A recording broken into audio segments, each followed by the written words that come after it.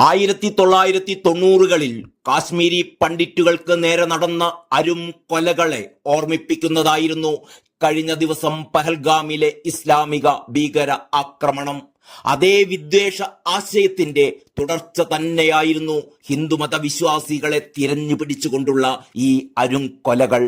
Lashkar E തൊയ്ബയുടെ ഭാഗമായ resistance front പഹൽഗാമിൽ നടത്തിയ ആക്രമണത്തിൽ 26 നിരപരാധികളാണ് അതിദാരുണമായി കൊല്ലപ്പെട്ടിരുന്നത്.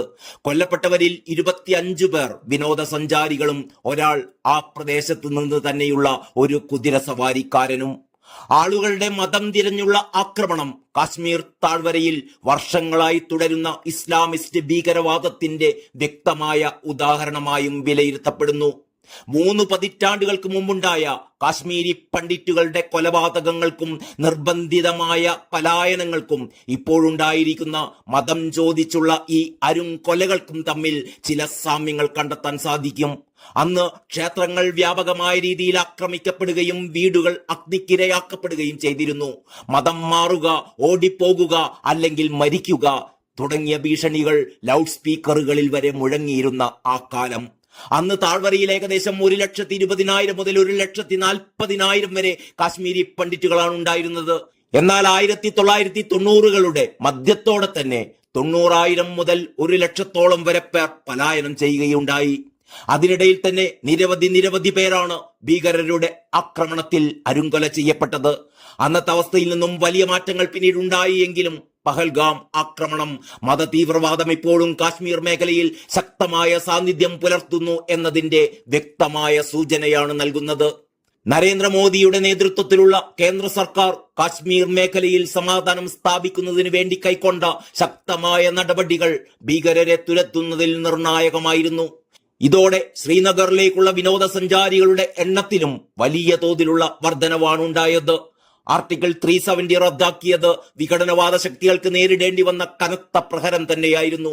പക്ഷേ പാകിസ്ഥാനും അവരുടെ ജിഹാദ് ഫാക്ടറികളും പിന്തുണയ്ക്കുന്ന തീവ്രവാദ സംഘടനകൾ സമാധാനപരവും ബഹുസ്വരവും ഏകീകൃതവുമായ ജമ്മു കാശ്മീർ എന്ന ആശയത്തെ തകർക്കാൻ സാധാരണക്കാരെ ലക്ഷ്യം വെക്കുന്നത് ഇപ്പോഴും തുടരുക തന്നെയാണ്. പൂർണ്ണ സമാധാനത്തിലേക്ക് പോകുന്ന കാശ്മീർ ജനതയെ ഭയപ്പെടുത്താനുള്ള ഭീകരവാദികളുടെ അവസാന ശ്രമമായിട്ട് തന്നെ വേണം പഹൽഗാമിലെ ഈ കൂട്ടക്കൊലയെ കാണാൻ. പഹൽഗാമിൽ സംഭവിച്ചത് ഒരൊറ്റപ്പെട്ട സംഭവമല്ല എന്നും ഓർക്കേണ്ടതുണ്ട്.